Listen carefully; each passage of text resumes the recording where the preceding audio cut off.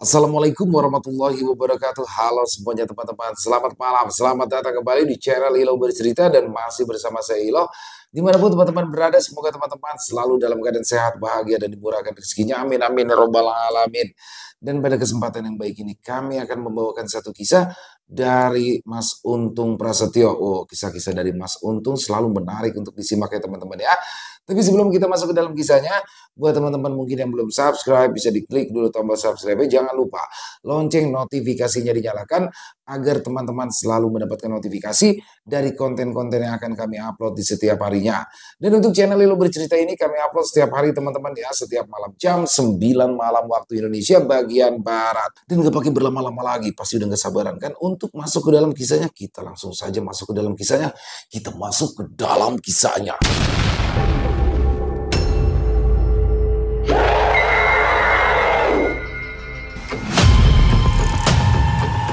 Setelah kematian Burahmi.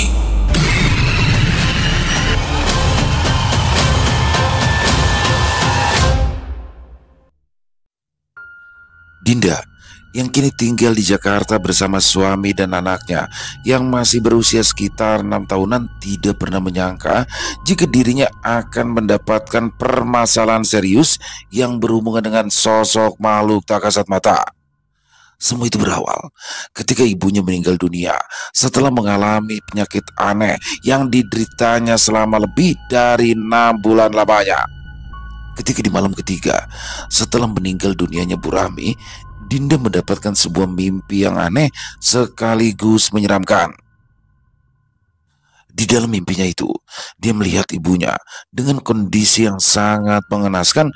Tubuhnya yang kurus dengan pakaian yang compang-camping terlihat sedang diseret oleh sosok makhluk menyeramkan yang memiliki tubuh besar seperti tubuh manusia namun berbulu hitam dan memiliki kepala yang bentuknya seperti kepala hewan buas dengan taring panjang dan lidah yang menjulur keluar.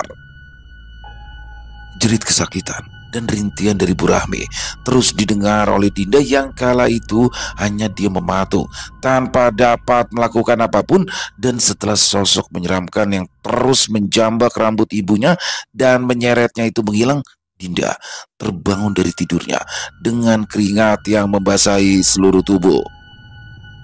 Berhari-hari setelah mimpi itu, Dinda tidak bisa menghilangkan bayangan mengerikan yang terus saja menghantui. Setiap kali dia mencoba menenangkan diri, gambaran ibunya yang terseret oleh makhluk menyeramkan itu kembali muncul di benaknya. Dia merasa ada sesuatu yang tidak beres, seolah ada pesan tersembunyi yang ingin disampaikan kepadanya melalui mimpi tersebut. Sejak saat itu, dia merasa keadaan di rumahnya mulai berbeda.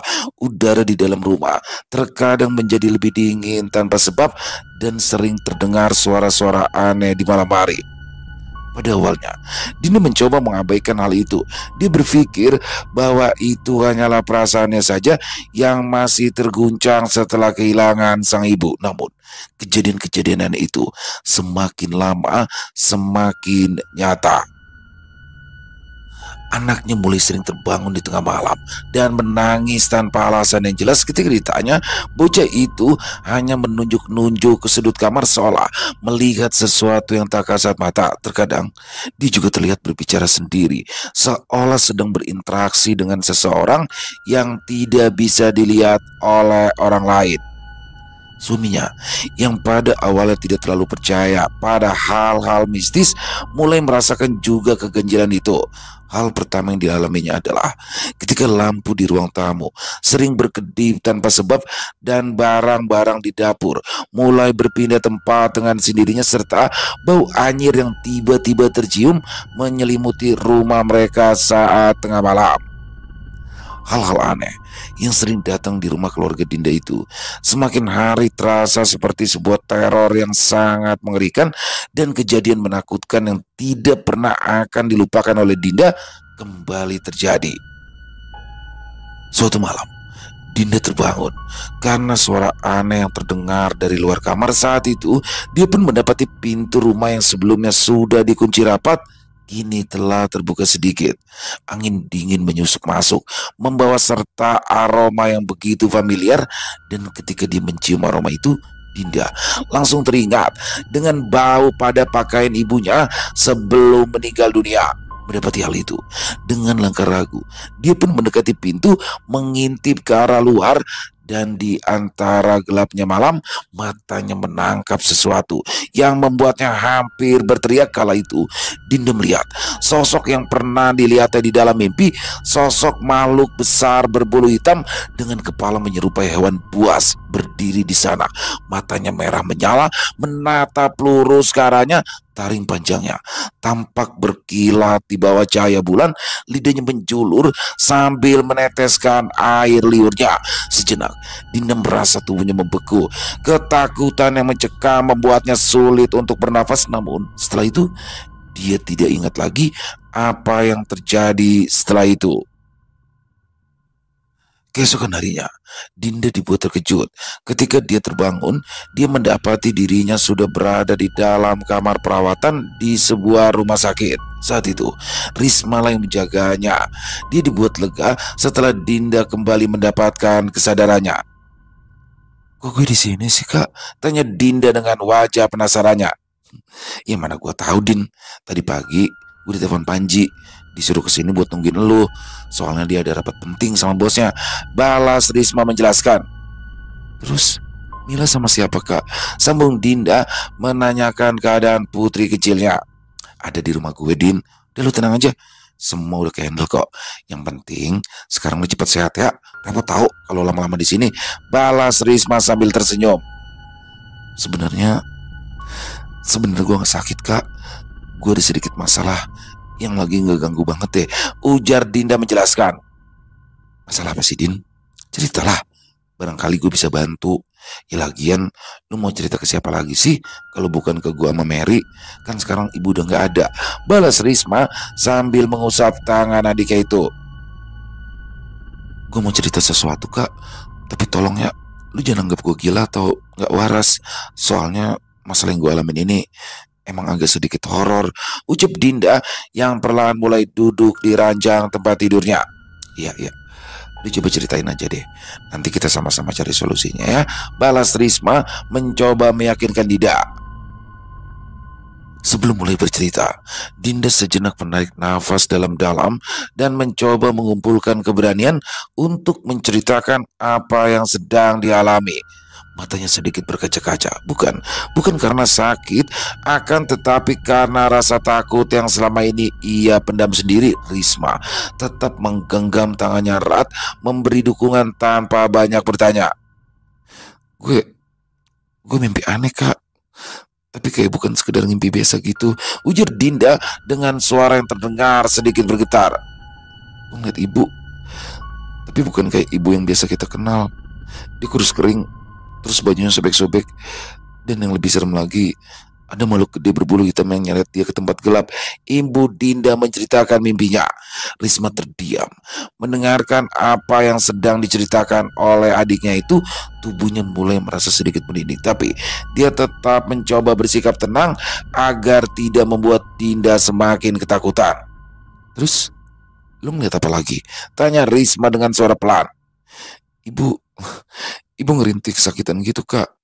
Dia kayak minta tolong ke gue, tapi dalam mimpi itu gue gak bisa ngelakuin apa-apa. Gue cuma bisa diem ngeliatin dia diseret sama makhluk itu. Terus pas gue kebangun, gue keringetan, badan gue lemas banget.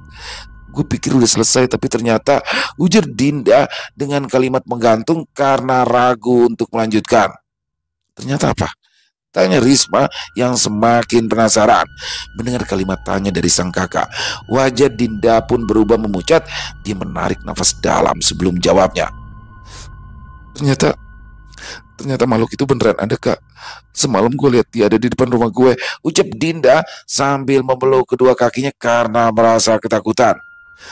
"Tadi malam sebelum gue gak inget apa-apa, gue beneran lihat makhluk itu, Kak," ibu Dinda dengan air mata yang mulai menetes di wajahnya. Mendengar hal itu, Risma merasa sangat terkejut. Kini bulu kuduknya benar-benar berdiri, namun dia tetap mencoba untuk tetap berpikir rasional. "Lu yakin, Din?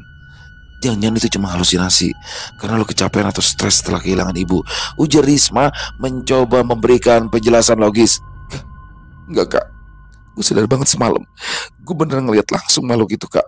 Mata merahnya kayak nembus kegelapan gitu. Lidahnya panjang ngejulur. Dia diem aja di sana kayak lagi nungguin. Gak tahu nungguin apa, balas Dinda dengan wajahnya yang terlihat semakin pucat. Dan yang paling bikin gue takut kak, gue dengar suara ibu kak. Ibu Dinda dengan tangisan yang mulai memecah keheningan ruang kamarnya. Ibu terus minta tolong kak. Suara itu gue dengar sampai gue gak inget apa-apa lagi. Dan tahu-tahu gue bangun di kamar ini, ucap Dinda lirih hampir berbisik. Risma merasakan dadanya mendadak sesak. Dia yang tidak pernah percaya akan hal-hal semacam ini sebelumnya mulai ikut merasakan kengerian dari cara Dinda berbicara, ekspresinya, dan semua rasa takutnya terasa terlalu nyata untuk dianggap sekedar halusinasi. Sejenak, keheningan memenuhi ruangan itu. Dinda menunduk, menggigit bibir sendiri sementara Risma mencoba mencari kata-kata yang tepat. Din, lu tenang dulu ya. Kalau ini beneran, kita nggak bisa diem aja. Kita harus cari tahu ada apa sebenarnya yang terjadi sama ibu sebelum ibu meninggal, ucap Risma yang sedikit membuat Dinda merasa lega. Mendengar hal itu, Dinda mengangkat wajahnya dan matanya menatap Risma penuh harap. Lu percaya sama gue kan kak? Tanya Dinda menegaskan. Iya Din, dan kita bakal cari tahu apa yang sebenarnya udah dialamin sama ibu. Dan kita akan cari cara juga buat bantu ibu. Gue janji, balas Risma dengan wajah yang terlihat sangat meyakinkan. Keesokan harinya, setelah kondisi Dinda membaik dan dibawa pulang ke rumahnya, Risma pun langsung menghubungi kerabat yang tinggal di daerah Jawa Tengah. Risma pun menceritakan apa yang dialami Dinda dan meminta tolong kepada kerabatnya itu untuk mencari penyebab dari permasalahan yang sedang mereka hadapi. Setelah itu, Risma juga menceritakan apa yang dialami adiknya itu kepada Panji suaminya, dan karena Panji sendiri sudah beberapa kali mengalami kejadian-kejadian janggal di rumahnya, dia pun percaya akan apa yang diceritakan oleh kakak iparnya itu. Panji pun tidak tinggal diam. Dia berjanji kepada Risma untuk mencari orang yang mengerti akan hal-hal di luar nalar manusia. Tapi Risma meminta Panji untuk menunggu kerabatnya yang akan datang dalam beberapa hari ke depan, karena hanya beliaulah yang mengetahui seluk-beluk ibunya semasa beliau masih hidup. Beberapa hari kemudian, kerabat yang dimaksud oleh Risma pun datang. Dia adalah kakak tertua dari mendiang Bu Rahmi yang tinggal di sebuah daerah di Jawa Tengah. Kedatangan Pade Sukoco itu disambut gembira oleh Risma dan juga Dinda serta keluarga mereka yang lainnya. Dan seolah tidak ingin membuang waktu, Dinda pun segera menceritakan apa yang sedang dialaminya kala itu. Pade Sukoco mendengarkan dengan seksama. Setiap kata yang keluar dari mulut Dinda, wajahnya terlihat tetap tenang. Tetapi sorot matanya memperlihatkan sesuatu yang sulit diartikan. Dia seperti seseorang yang sudah menduga akan hal yang sedang dialami oleh Dinda. Setelah Dinda selesai bercerita, Pade Sukoco menghela nafas panjang sambil memejamkan kedua matanya, lalu menatap mereka satu persatu dengan raut serius. Apa yang kalian alami ini bukanlah hal biasa, ucapnya lirih. Dan aku sudah menduganya sejak lama, imbu Pade Sukoco sambil menganggukkan kepalanya. Maksudnya Pade? Tanya Panji yang sejak tadi ikut mendengarkan. Sebenarnya Rahmi sudah terikat dengan sesuatu yang sangat mengerikan. Dan itu sudah terjadi sejak lama. Sebelum dia menikah dengan bapak kalian, dia pernah mengalami kejadian yang membuat hidupnya tidak lagi sama. Mendengar apa yang telah disampaikan oleh Pade Sukoco, Dinda pun menelan ludah dan tampak sangat terkejut. Jantungnya berdegup dengan kencang, membawa firasat buruk yang mulai merayapi pikirannya. Rami tanpa pernah sengaja melanggar batas, lanjut Pade Sukoco dengan suara yang berat. Dulu, semasa muda, dia pernah mendatangi sebuah tempat yang sangat terlarang untuk didatangi oleh warga desa tempat kami tinggal. Tempat itu konon adalah sebuah tempat persinggahan dari sosok makhluk gaib yang masih memiliki hubungan dengan penguasa Laut Selatan. Sebuah bukit kecil di telaga itu memang terkenal wingit sejak zaman dulu, dan ibumu bersama beberapa orang temannya yang merasa penasaran dengan tempat itu nekat masuk ke sana. Imbu Pade Sukoco menjelaskan. Pade Sukoco berhenti sejenak. Ia menghela nafas panjang seolah mencoba mengingat kembali sesuatu yang tidak ingin dia kenang. Selain ibumu, beberapa teman yang ikut bersamanya sudah meninggal dunia sejak lama, dan setauku hanya ibumu saja yang dapat hidup lama hingga dia menikah dan dikaruniai sebuah keluarga yang bahagia. Lanjut Pade Sukoco menceritakan. Apa tempat itu sekarang masih ada, Pade? Tanya Risma penasaran. Masih, Dok. Dan bahkan tempat itu masih menjadi tempat yang wingit, balas Pade Sukoco sambil menatap keponakannya itu satu persatu.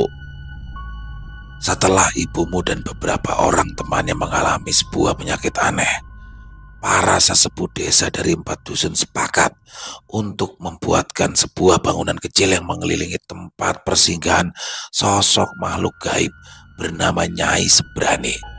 Dan sejak saat itu, bangunan berukuran 2 meter persegi itu hanya didatangi oleh juru kunci tempat itu untuk memberikan sesaji ketika akan ada acara besar di desa kami. Imbu Pade Sukoco melanjutkan ceritanya. Kenapa tidak ada yang melarang ibu dan teman-temannya itu, Pade? Masa di Telaga seluas itu tidak ada orang sama sekali sih? Tanya Risma yang semakin penasaran dengan apa yang telah terjadi dengan mendiang ibunya. Menurut cerita dari almarhum Bapeno, pemilik sampan yang ada di pinggir telaga itu mengatakan, jika mendiang ibumu bersama kelima teman-temannya itu hanya ingin mencari bunga anggrek yang ada di pinggiran bukit kecil itu. Tapi tidak ada yang menyangka kalau mereka akan menaiki bukit untuk melihat tempat persinggahan gaib yang konon katanya terdapat sebuah batu berkilau seperti emas. Balas Pade Sukoco menjelaskan. Dan setelah mereka kembali ke rumah masing-masing, satu persatu dari mereka, termasuk juga ibumu, mulai jatuh sakit dan mengalami gangguan-gangguan dari makhluk-makhluk tak kasat mata yang wujudnya mengerikan. Apa makhluk itu berwujud seperti makhluk besar berbulu hitam dengan kepala hewan buas, Pade? Tanya Dinda yang langsung dijawab oleh Pade Sukoco dengan anggukan kepala. Seketika itu juga, tubuh Dinda terasa lemas, tangannya mencengkram baju yang dikenakannya dengan erat dan terus mencoba mencerna semua yang baru saja ia dengar. Sejak malam itu, kehidupan ibumu berubah. Dia sering sakit-sakitan, mimpi buruk terus-menerus menghantuinya. Terkadang, dia berbicara sendiri di tengah malam, seolah sedang berkomunikasi dengan sesuatu yang tak bisa kita lihat. Apa Simba tidak mencarikan orang pintar untuk mengobati ibu, Pade? Tanya Risma dengan wajahnya yang terlihat mulai kesal dengan apa yang diceritakan oleh Pade Sukoco. Kami sempat berusaha melepaskannya dari belenggu makhluk gaib yang memang mengincarnya itu. Tapi tidak semudah itu, Dok. Rani sendiri tidak pernah mau bercerita lebih jauh tentang apa yang telah mereka alami di bukit yang ada di tengah telaga itu. Balas Pak Sukoco dengan tenang. Tapi untungnya ibumu dapat selamat, meskipun kelima temannya meninggal dunia secara bergantian setelah mengalami berbagai macam penyakit yang aneh. Hingga akhirnya ibumu menikah lalu pindah ke kota. Semuanya baik-baik saja dan kami pikir semua permasalahan itu sudah berakhir. Tapi rupanya masih meninggalkan jejak yang semakin sulit untuk diatasi. Imbu Pade Sukoco sambil memejamkan mata. Dinda merasakan tubuhnya semakin melemah. Hatinya terguncang ketika mendengar kenyataan bahwa ibunya telah lama menyimpan beban itu sendirian. Namun, ada satu hal yang masih mengganjal di benaknya dan hal itu pun langsung ditanyakan kepada Pade Sukoco.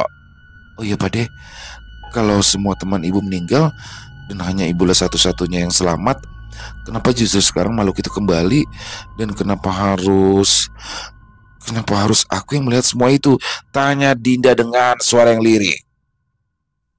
Padi Sukoco membuka matanya, lalu menatap Dinda dalam-dalam dan setelah menghela nafas, akhirnya lelaki yang usianya hampir menginjak 70 tahunan itu menjawabnya. Sepertinya karena perjanjian itu belum selesai, Dok. Balas Pade Sukoco dengan singkat. Mendengar hal itu, jantung Dinda berdetak lebih kencang. Sementara itu, Risma dan Panji pun terdiam menunggu penjelasan lebih lanjut dari Pade Sukoco. Dulu, setelah kejadian itu, ada yang menduga bahwa salah satu dari mereka telah mengambil sesuatu yang sangat terlarang. Jangan untuk diambil. Ada yang mengatakan jika ada yang melihat saja benda itu maka orang itu akan terkena sial. Ujar Pade Sukoco menjelaskan. Benda apa ya Pade? Maksud saya apakah itu sebuah benda nyata atau benda gaib? Tanya Risma penasaran.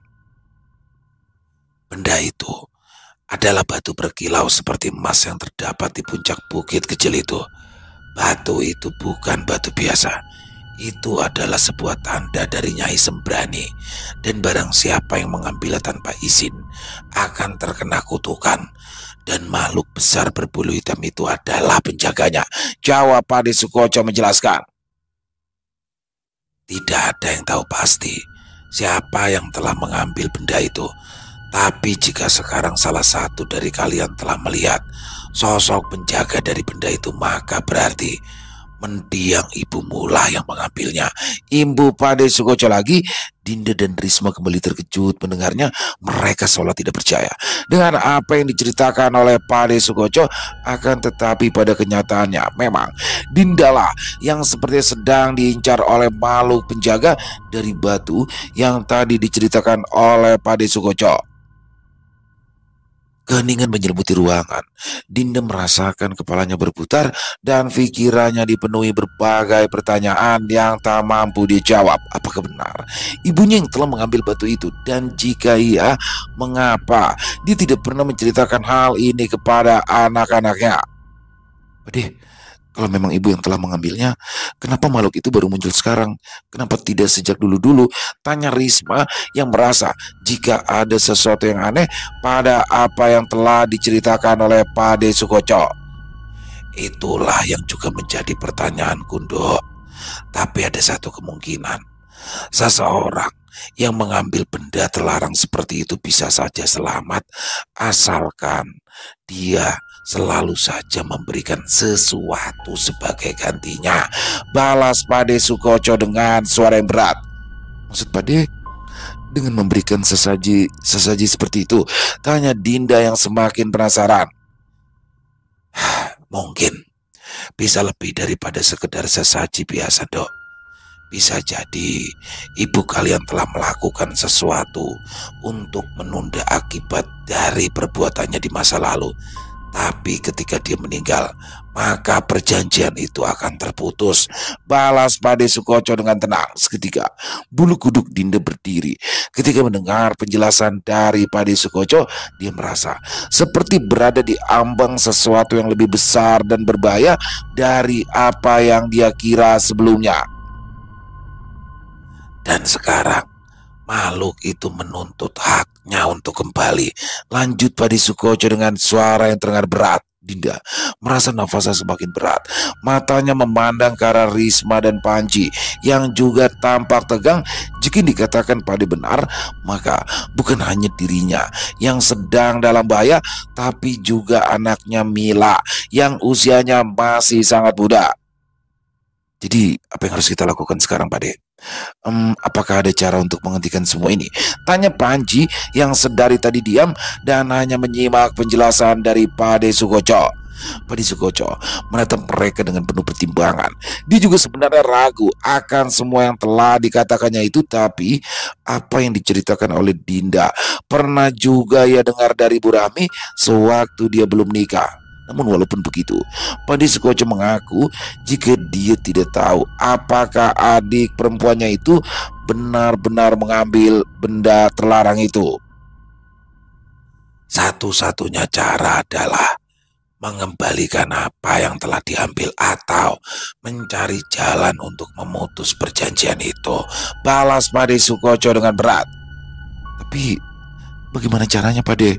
Sedangkan kami tidak tahu batu yang Pade maksud, dan ibu juga tidak pernah menceritakan pengalaman mengerikan itu, tanya Dinda sambil menatap ke arah Risma.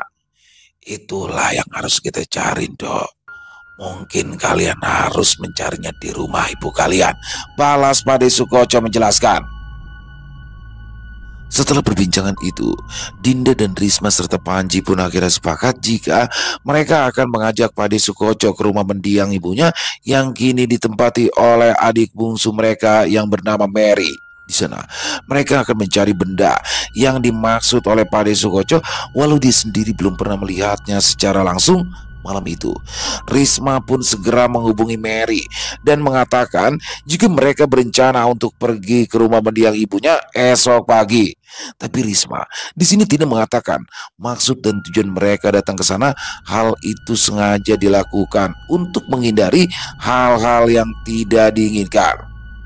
Malam itu, Dinda tidak bisa tidur nyenyak.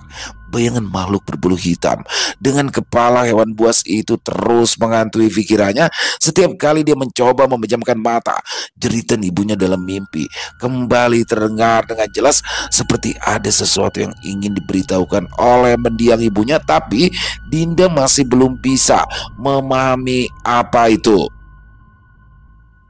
Keesokan harinya, mereka berangkat pagi-pagi ke rumah lama mereka. Rumah itu terletak di pinggiran kota, sedikit terpencil dengan halaman yang mulai dipenuhi lalang. Saat mereka tiba, Mary sudah menunggu di depan pintu dengan wajah yang bingung. Ada apa sih, Kak? Kok tiba-tiba datang dan nyuruh aku bongkar-bongkar rumah? Tanya Mary heran. Risma menarik nafas panjang sebelum menjelaskan maksud dan tujuan mereka datang tanpa membuat Mary ketakutan. Kami itu cuma mau cari sesuatu yang mungkin ya dulu disimpan ibu tanpa kita tahu. Oh gitu. Apa barangnya itu mau dibawa sama Pade Sukoco ke kampung? Tanya Mary penasaran. Iya betul. Kamu itu kadang-kadang pintar juga sih, balas Risma sambil tersenyum. Ya udah, kalau emang penting, ya kita cari, balas Mary dengan wajahnya yang begitu lugu. Mereka segera menyisir setiap sudut rumah, membuka lemari tua, memeriksa semua laci-laci yang ada di sana. Bahkan Panji pun menaiki loteng yang sudah bertahun-tahun tak tersentuh untuk mencari benda tersebut. Hingga akhirnya di dalam lemari yang memiliki sebuah laci rahasia terdapat sebuah kotak kayu kecil yang ditemukan oleh Dinda di kamar mendiang Bu Rahmi. Sebuah kain putih yang sudah lusuh membungkus benda kecil berbentuk bulat di dalam kotak kecil itu. Dan saat Dinda membuka kain itu, matanya terbelalak. Dia melihat ada sebuah batu kecil berwarna keemasan bersinar redup meskipun ruangan itu diterangi dengan lampu temaram. Jadi ini yang dicari-cari. Tapi kenapa batu ini ada di sini? Perasaan aku nggak pernah dilihat kotak itu, ujar Mary yang merasa kebingungan. Ya Mer, di lemari ibu ada laci rahasia yang bisa dibuka hanya ke arah samping. Nah, kalau dari arah depan, laci itu akan menunjukkan tempat yang lain, balas Dinda menjelaskan. Coba Kak, tunjukin di mana laci itu. Kali aja ibu nyimpan perhiasan lainnya di sana juga, ucap Mary sambil berjalan kembali ke arah kamar ibunya. Nah, ini nih lacinya. Lu bukannya dari sini, Mer, ujar Dinda menjelaskan di mana letak laci rahasia tersebut. Kok lu tahu sih, Kak? Apa jangan-jangan ibu ninggalin wasiat sama kalian ya? Kok gue gak dikasih tahu sih? Balas Mary yang membuat Risma dan Dinda tersenyum. Tenang aja, Mer. Rumah ini bakal jadi milik lu. Karena gue sama Dinda kan udah punya rumah. Selain itu, ibu gak ada lagi ninggalin apa-apa. Cuma emang benda ini dulunya punya Pade Sukoco dan sekarang Pade mau ambil lagi, ujar Risma menjelaskan dengan gayanya yang khas dan membuat Mary percaya.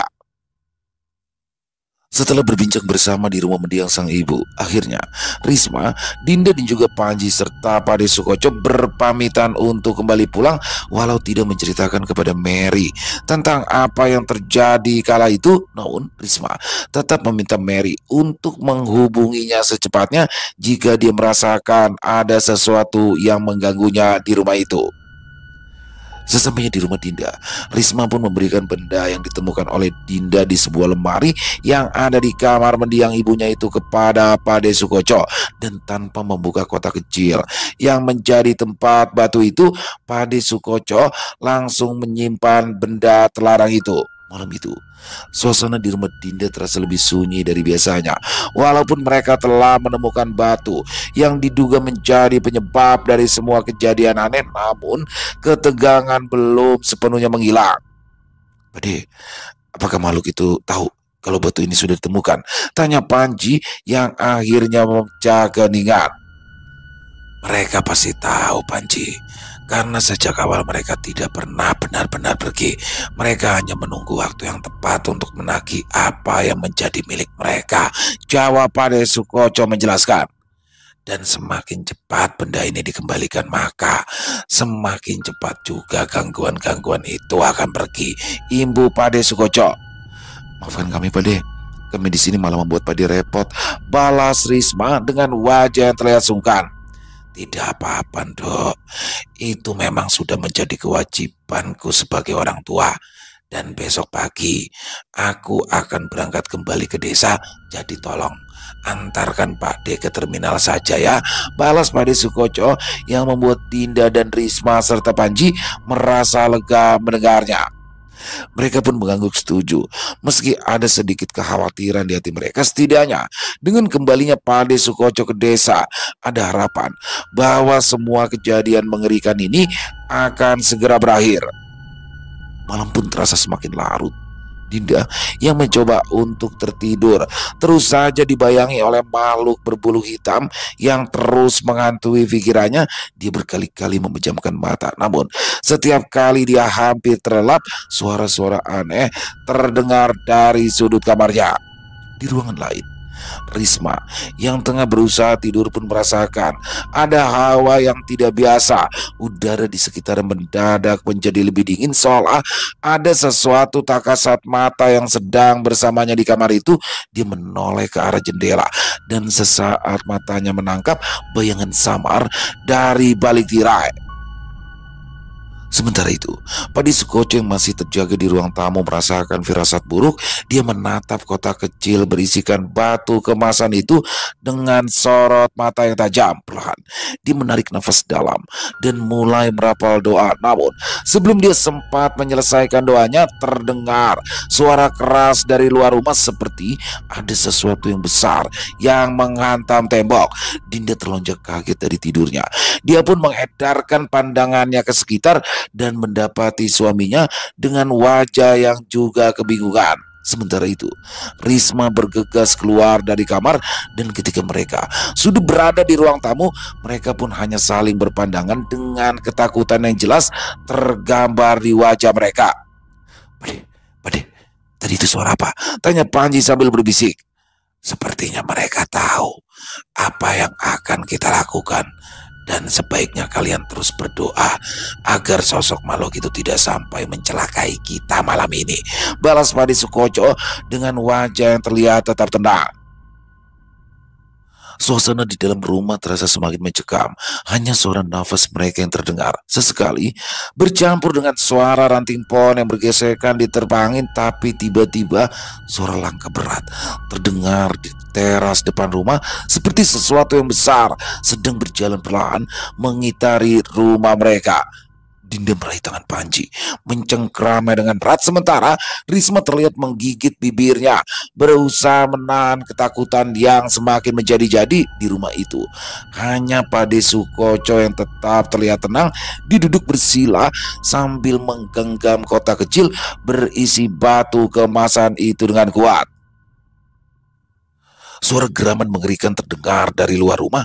Jendela bergetar hebat, seperti ada sesuatu yang mencakar-cakarnya dari luar. Dinda menutup mulutnya dengan tangan, menahan jeritan yang hampir meluncur dari bibirnya. Panji menatap ke arah pintu depan yang mulai bergerak kasar, seolah ada sesuatu yang sedang mencoba membukanya. Padi Sukoco mulai merapal doa dengan lebih khusyuk, dan tangannya bergerak cepat mengeluarkan sesuatu dari dalam tasnya. Tidak lama kemudian, Padi Sukoco mulai mengacungkan sebuah benda pusaka ke arah datangnya suara tersebut. Sekejap kemudian, suara gemuruh menggema di dalam rumah yang disusul dengan angin kencang yang tiba-tiba datang. Walau semua pintu dan jendela masih tertutup rapat menghadapi hal itu, Padi Sukoco terus berusaha untuk melawan. Dengan benda pusaka yang kini ada di genggamannya, dia terus berusaha mengusir sosok makhluk gaib yang datang menyerang malam itu. Doa-doa dalam bahasa Jawa pun terus bergema bagai kidung yang mengalun indah dari mulut Padi Sukoco. Setelah beberapa saat, suara jeritan panjang menggema dari luar rumah membuat bulu kuduk Dinda dan Risma merbang. Makhluk itu jelas merasa terusik dengan apa yang sedang dilakukan oleh Padi Sukoco, dan hal itu membuat angin bertiup semakin kencang menerpa dinding rumah hingga terdengar seperti akan runtuh. Namun di saat-saat genting seperti itu, Padi Sukoco tetap terlihat tenang, dan dengan kemampuannya dia pun membacakan doa-doa pamungkasnya untuk mengusir sosok makhluk gaib tersebut. Sabaku, yo sabaku, sabamu, yo sabamu, aku ragangku, kowe ojo ganggu dongaku, panyowonku mung marang Gusti kang murbeng dumedai balionang panggoanmu, ojo ganggu anak putuku. Tempatku ya tempatku, tempatmu ya tempatmu. Aku tidak mengganggu, maka kamu jangan mengganggu. Doaku dan permohonanku hanya kepada Tuhan yang Maha Kuasa. Kembalilah ke tempatmu, jangan ganggu anak cucuku.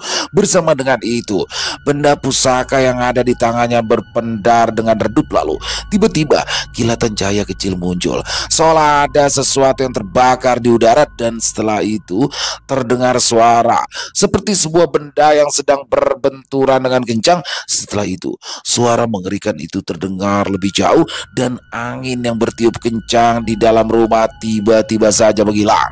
Padi Sukoco menurunkan benda pusakanya sambil mengembuskan nafas panjang. Wajahnya tampak terlihat sedikit pucat, tapi dia tetap berusaha terlihat tegar. Sementara itu, Dinda dan terlihat Panji yang terus menatap pintu depan rumahnya dengan tatapan kosong, seolah-olah dia masih tidak percaya dengan apa yang baru saja terjadi. Sedangkan Risma terlihat mengusap air matanya yang sedari tadi membasahi wajah. Mudah-mudahan setelah ini tidak akan ada lagi kejadian mengerikan, ujar Padi Sukoco dengan wajah yang mulai terlihat kembali tenang. Besok gue nginep di rumah lu ya kak, ucap Dinda dengan suara yang terdengar sangat pelan. Kalian tenang saja Nduk, biar Pade yang ngurus semuanya. Setelah sampai di desa, Pade akan mengembalikan benda ini dan akan memutus perjanjian yang mungkin telah dilakukan oleh ibumu, ujar Padi Sukoco yang mencoba menenangkan keponakannya itu. Ya Pade, terima kasih banyak Pade. Maafkan kami yang sudah merepotkan Pade, balas Panji yang kini terlihat semakin tenang. Keesokan harinya, mereka pun langsung mengantarkan Padi Sukoco ke sebuah terminal bus, dan Padi Sukoco pun langsung berangkat untuk menuju kampung halamannya. Setelah mendapatkan bus yang memang berangkat di pagi hari, setelah malam itu, Dinda tidak pernah lagi mendapatkan mimpi buruk ataupun kejadian-kejadian janggal di rumahnya. Tapi karena merasa trauma akan kejadian di rumahnya malam itu, akhirnya Dinda dan Panji memilih untuk menjual rumahnya dan pindah di daerah yang lebih ramai. Sejak kepindahan mereka, kehidupan Dinda dan Panji perlahan kembali normal. Tidak ada lagi suara-suara aneh di malam hari. Tidak ada lagi bayangan hitam yang mengintai dalam kegelapan. Meskipun begitu, perasaan waspada masih tetap tersisa di hati Dinda. Sementara itu, di kampung halamannya, Padi Sukoco memastikan bahwa batu kemasan tersebut sudah dikembalikan ke tempat asalnya dengan cara yang benar, sesuai dengan adat, dan juga doa-doa khusus yang telah diwariskan secara turun-temurun.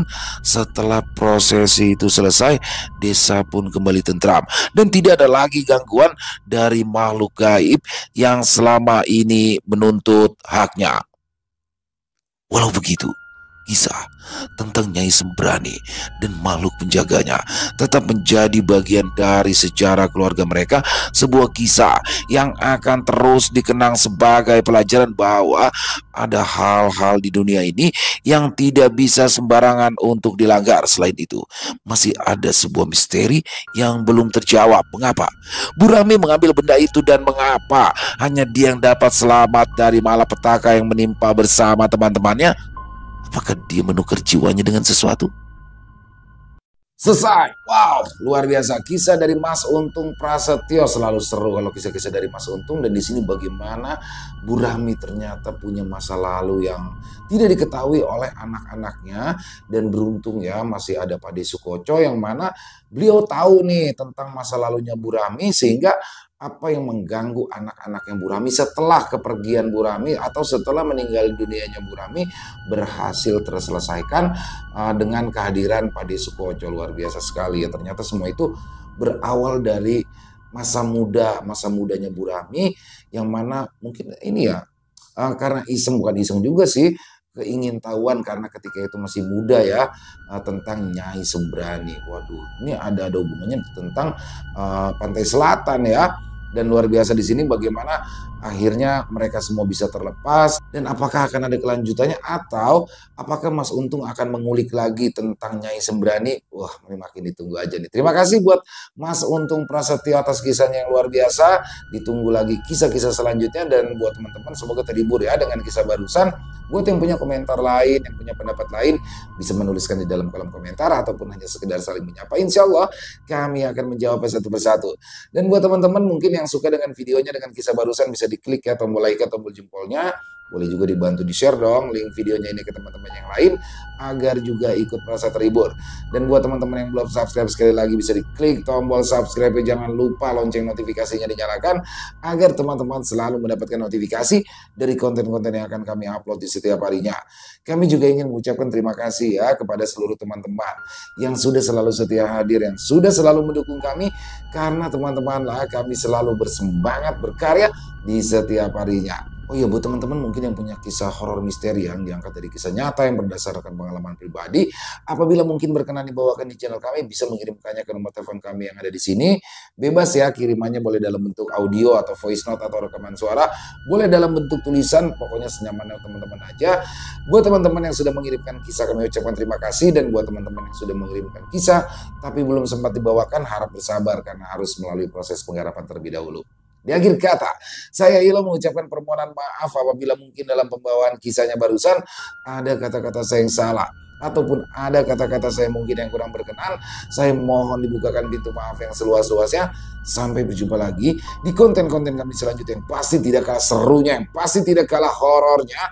Masih bersama saya Ilo di channel Ilo Bercerita. Salam sehat, sukses selalu untuk kita semua. Assalamualaikum warahmatullahi wabarakatuh.